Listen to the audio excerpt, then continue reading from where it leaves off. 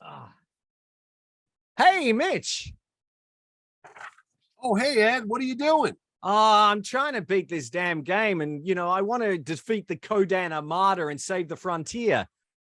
Oh, wow, just like in the Last Starfighter? Yeah, absolutely. I reckon I've got what it takes. Hey, I think you could be a pretty good starfighter too.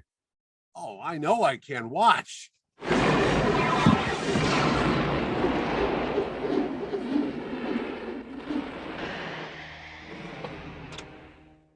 Oof, Wow.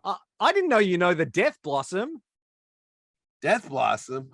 No, I just had some bad Mexican for lunch. Uh, let's just start the show.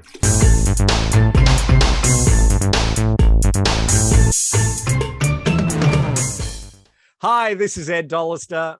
This is Mitch Halleck. And welcome to another exciting episode of Mitch and Ed's Excellent Adventure. If it's your first time here, thanks so much for joining us. If you are a regular viewer, thanks for coming back. We've got a great trip down memory lane back to 1984 in today's episode. But before we do, what can you do, Mitch, if you want to find out a little bit more about our past episodes and how to subscribe? Oh, Ed's, it's easy as putting a quarter into the big arcade machine located in your white trash trailer park.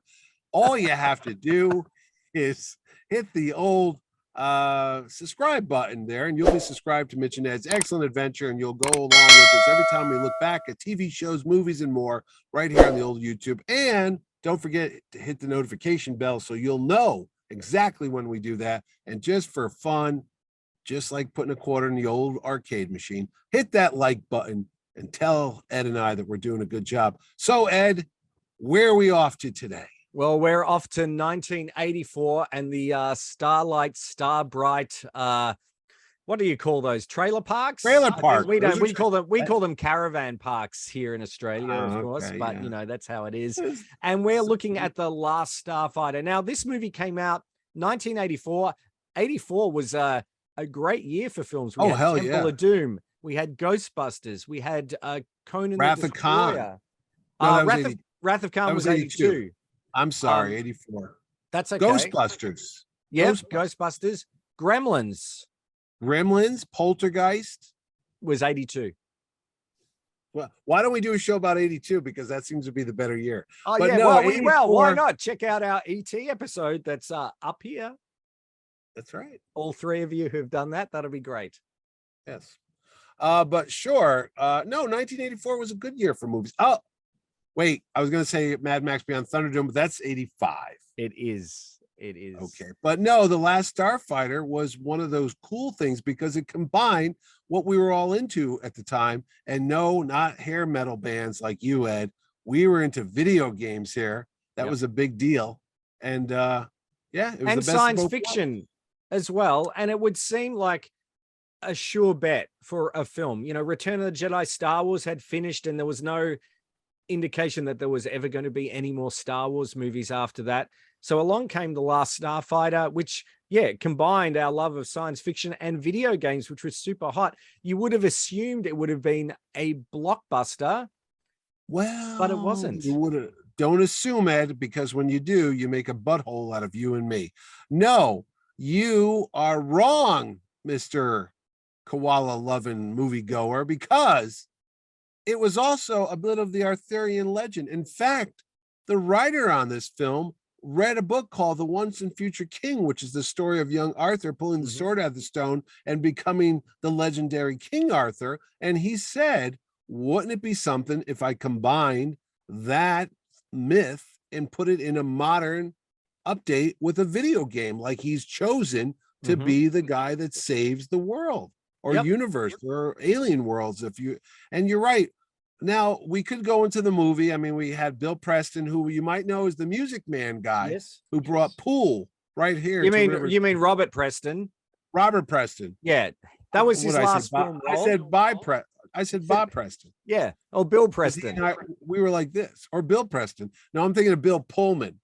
That's another guy from the 1984. Well, I was going to say Terminator, but you're going to tell me that was 1982. Was it?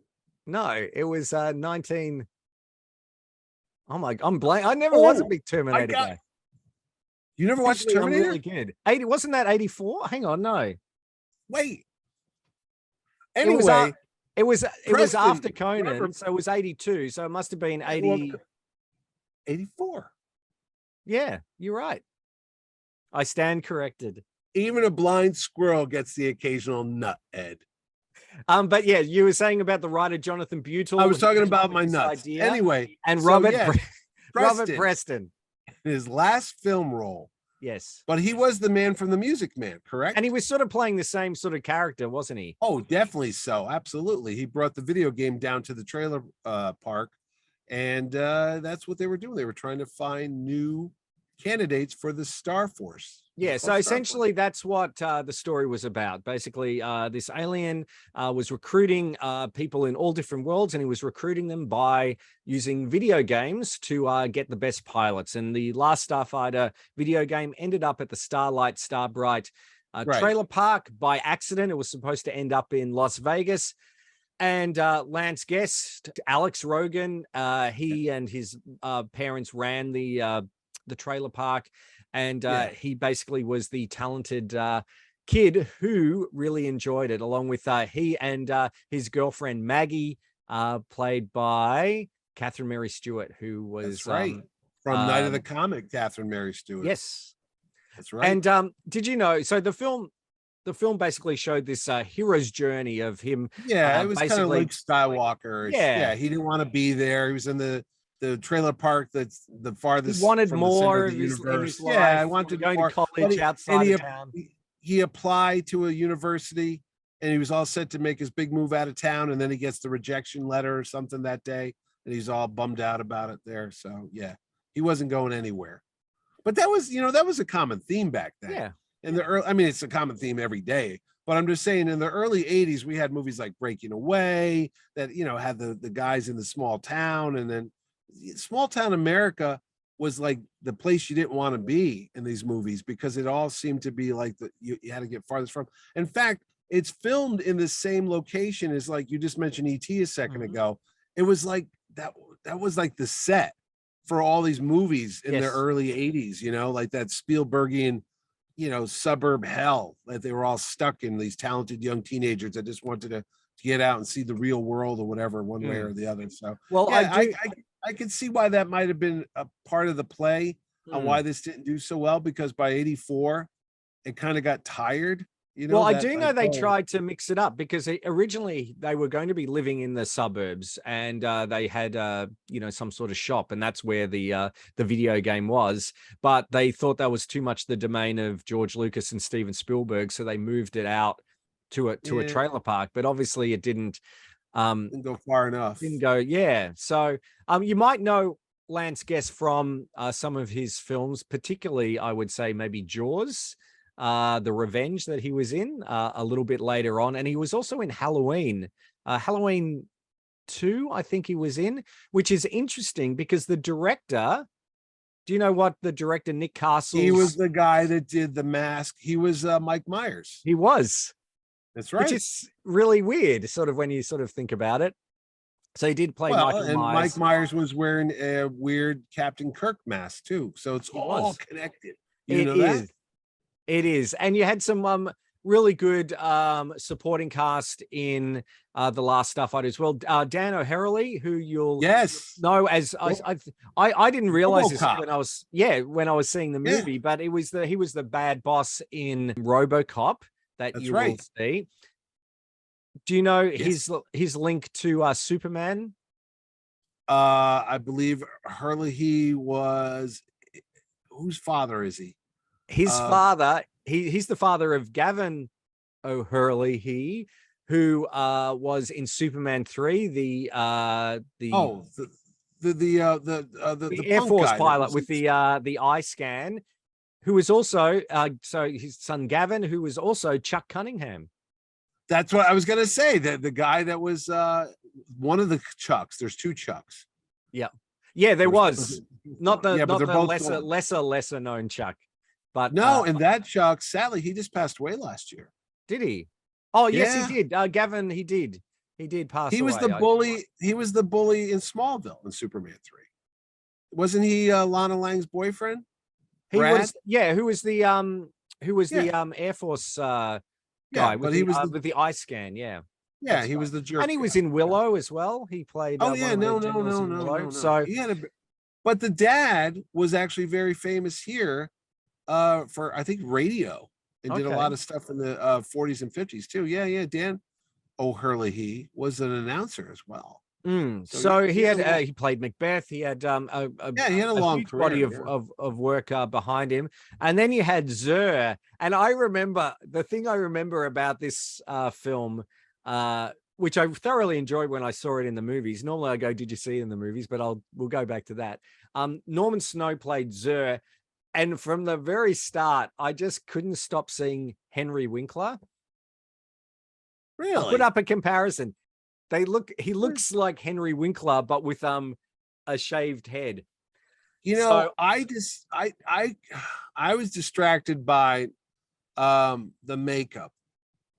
And I'm gonna say that because the character just he almost had that Planet of the Apes mouth thing, that little thing that Roddy McDowell and Kim Hunter would have, and it didn't kind of move that much. I don't know. I just are you thinking about it Grig?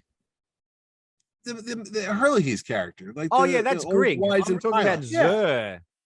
No, I I always know, but think, I'm saying you were ah, fine with the makeup effects. You were I okay didn't with everything. mind it. I mean, this was a couple of years before, well, 1 year before Enemy Mine that came out with Lou I was Gossett gonna say, and Jr. I think of Enemy Mine when I think of that. I think of Lou And they were Gossett quite, Jr. with the little beak mouth, yes, we like should the do that. parrotfish. That's No, quite a no, good I was film. thinking that today. Like, why didn't we just do Enemy Mine with Dennis Quaid? Yeah. Because that's actually a cool movie too. Yeah, it is. Well, we'll have, there we go. We'll have to do that as Well, well. I'm going back to Last Starfighter, and I always say this to you. I don't know how the box office world is in Australia. I know things are a little upside down compared to where I am, but this movie was not a big hit up here No. at all. I mean, there was a Marvel comic book. I Yes. have the adaptation.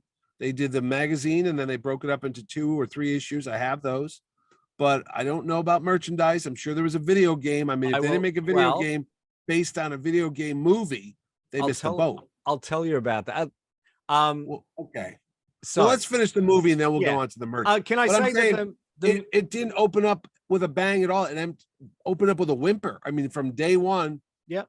it just like it fizzled. It did. There Yep. was no It had a crowd. There was $15 no. million budget, and I think it made back its budget. It went, I think, got to about to 29-30 million dollars. So Well, it was good, but nowhere near Star Wars good. And no, um no.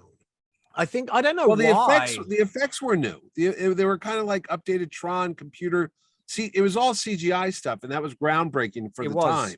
So I think it might have taken people out of it because it was so clean looking. You know how Star Wars, you got the Yes. old ships, the models, you got the matte lines. I mean, it's old technology. So suddenly you see this crystal clear, you know, polygons and how it's made. And They had we're all, shading, they used a yeah. Cray supercomputer to create these visual effects that Oh were yeah, they were cutting edge at the time. They were like state of the absolutely art. But amazing, yeah. using Fortran, the programming language. And they, again, sometimes cutting edge special effects doesn't Yeah, it takes a necessarily while to mean get used to. Yeah. that it was a bit too much of a visual shift. And I think maybe because, in Tron, you sort of knew you were in a computer, but Yeah, yeah, yeah. But but this in was this, it supposed to was be like supposed to a be real real, spacing. Yeah. real life. I mean, they did have some practical effects. The Star Car, Yeah. Centauri Oh Star yeah. Car. A lot of the Yep. designs were done by Ron Cobb, who you would know as The a thing. futurist who worked on Blade Runner and a variety of different Yeah. Yeah. things. The Star Car, in fact, do you know the link between the Star Car and Back to the Future? Is that a DeLorean underneath that Well, red it's shell? based on a DeLorean, so that's one thing. But also, you can see the actual Star Car parked in the 2015 future of Back to the Oh, Future 2. I'll put up a picture right now. I did not know that. Yep. But no, I So, knew that was a practical effect too. I remember that. so I remember. they had that, and then they obviously went to the CG version and things like that. Also, the practical effect where they had some great makeup effects for Yeah.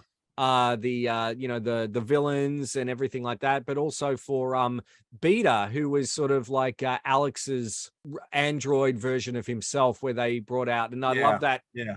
shot of him where he's in the bed and you just see his eyes and the pulsating head, which was pretty funny. The actual filming of Beta was so popular in the test screens that they actually brought him back to film some extra scenes. And you can notice, and again, I never noticed these things as a kid, but if you watch, you can see that Alex's hair is a little bit different because he'd cut his hair all off by the time they finished principal photography, and they had to get him back. So they had to get a wig to try and make him look a little bit more like his original Alex hairstyle. But those scenes are really great with the interaction between him and his beta version, which I think adds a little bit of humor to it, which is quite good. I didn't remember. I didn't see, there's a lot of these details that I didn't notice at the time. See, you watch a movie once and that was it. I didn't buy the VHS.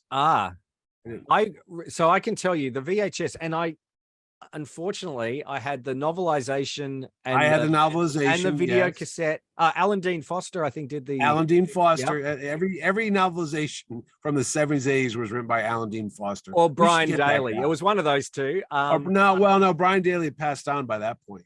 Had he already? Okay. Yeah. So they had the VHS. So I sold them at the shop, unfortunately, before we got to do it. So I couldn't bring them here. But what you could do in Australia, at any rate, do you remember BASF?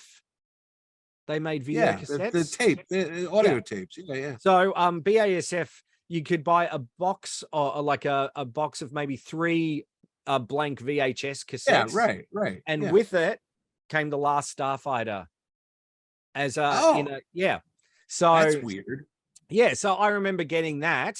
This must have been maybe 1980. It wasn't too far off, maybe 86, I think it was 86, 87 when it came out on VHS. And that's where I remember watching it, and as well as, seeing it in the cinema. But I was disappointed that it didn't do so well. You said there was no real merchandise. You had the book. There was a record on tape that they had. They had planned. They made them.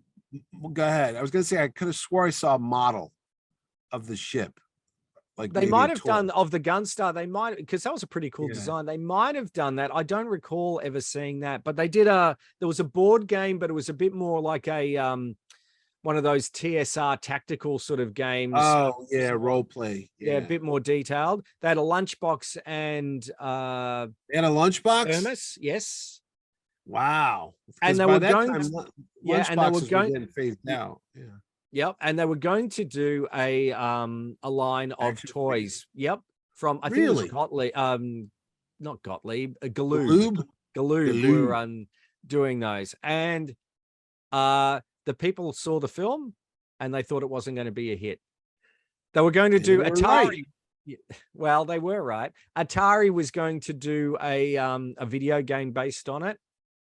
And they saw the film and thought it wasn't going to be a hit. So they pulled their resources into, I think it was something like Star Raiders or Solaris, one of the other video games. Star Raiders. Now, don't knock Star Raiders. That was one of my favorite games. That was one of the best games ever. It was great. Yeah, you had a map and you had to fly to different galaxies and you had to fight people, missions and stuff. And yes. So they were going to do that, but that all fell through. I don't think they released the soundtrack at the time by Craig Saffin, who, if you know, did the score to Remo, Unarmed and Dangerous. And Remo it sounds quite similar. Sorry? Remo Williams with Fred Ward? Yeah. What do they call it down there? Remo, Unarmed and Dangerous. Here it's just Remo Williams. The story begins. Okay. And ends, I suppose. But no, it was Unarmed and Dangerous. I blame Chun for that. Yeah. I blame Joel Gray. There's another film we probably should look at. Let me tell you, I want to do a Fred Ward retrospective, and now he's passed away. So this could have been the thing that kept him going. Yep. It could have. If he had saw us do a retrospective on his movies, he would have lived a couple more years. God rest his soul. So, no, he was great. He was. So basically, there was no real merchandise, to support it, apart from the things that we spoke about. Lobo's Collectible in Melbourne recently, in the last 2 years, they did a set of Last Starfighter action figures. They released 200 of these, and I think they did a series 2, and they did a box set of the Bounty Hunter, Alex, and the video game arcade, and those things sell for a couple of $100 each, but they're actually illegal like bootleg copy. Bootlegs. Yeah. Bootlegs. Yeah. But they sell for a lot of money. I think because they just didn't make they weren't a high volume or anything like that. They could fly under the radar, perhaps. All I know is not much, my wife would say, but no, the movie did not do well, but they left the door open for a sequel with Lewis, his brother. Yes. And there has been talk of a sequel called The Last Starfighters or Starfighter. The second to last Starfighter. That's right. The not so last. When you start off with a movie that's called The Last Starfighter, like The Last Jedi. Yes. Okay. You imply that that's it.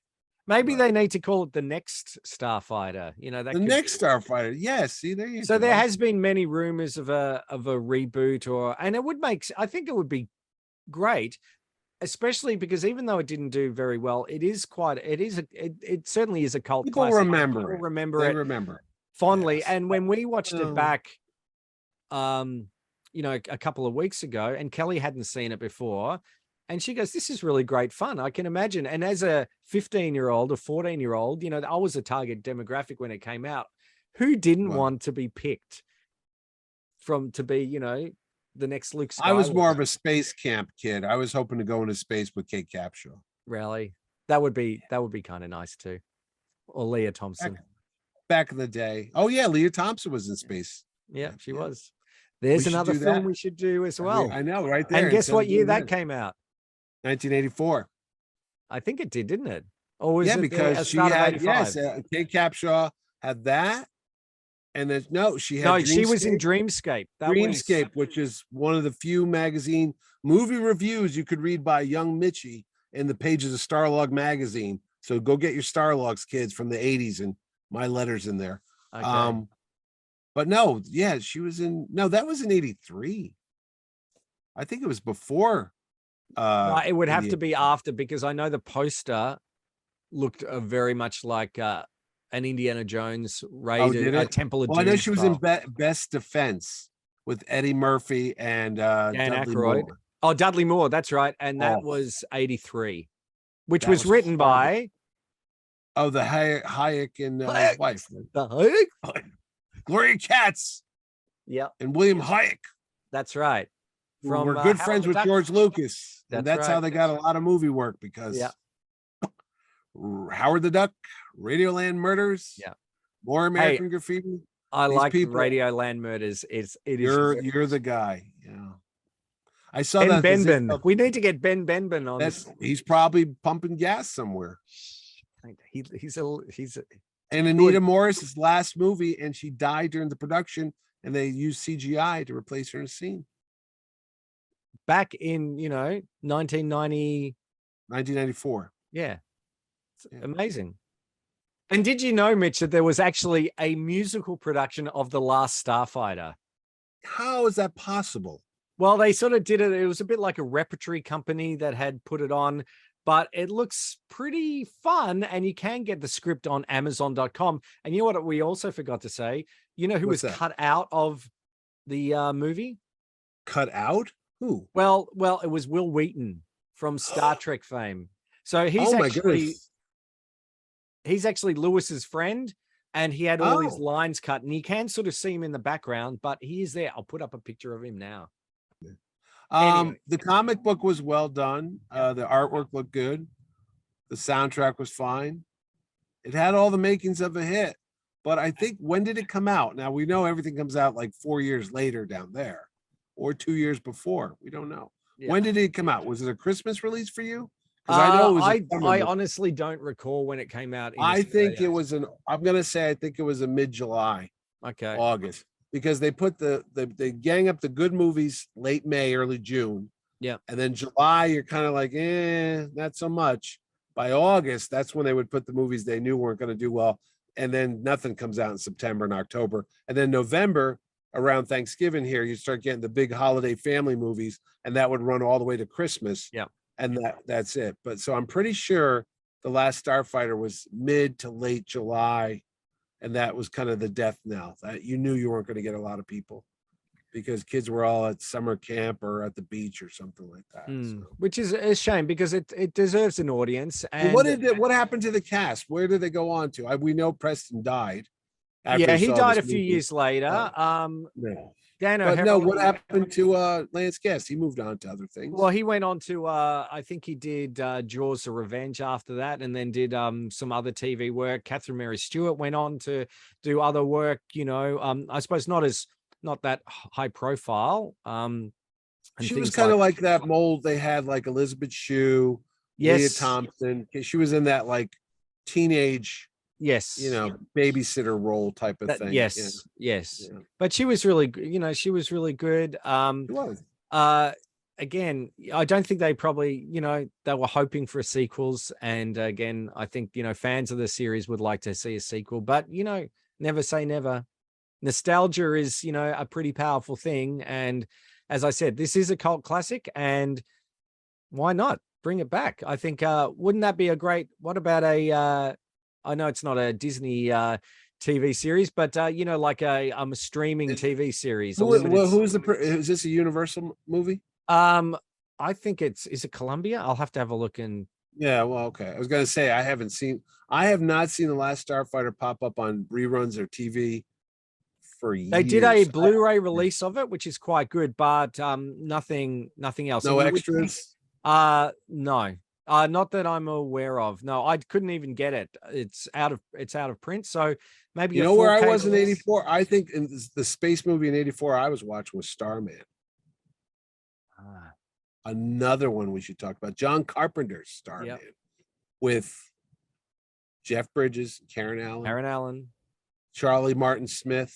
Oh yes, yeah, that's a good movie. All right. Well, not to say this is a bad movie, but anyway, that wraps it up for this week's show. That's pretty much it. You're absolutely right. There's not much to talk about. I mean, it is what it is. But we would thoroughly recommend, if you do get a chance to see, there is actually a 720p, so HD, not full HD, but a HD version of the entire movie on YouTube. If you want to watch it. Yep. Oh. So not that we condone that,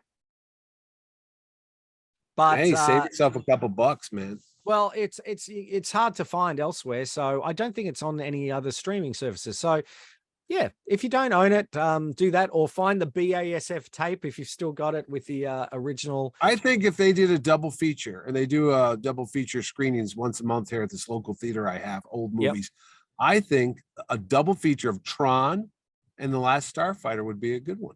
I think that would be great. And maybe throw war games in there just for fun. Yeah, why not? You could do 82, 83, 84. Yeah, sounds good.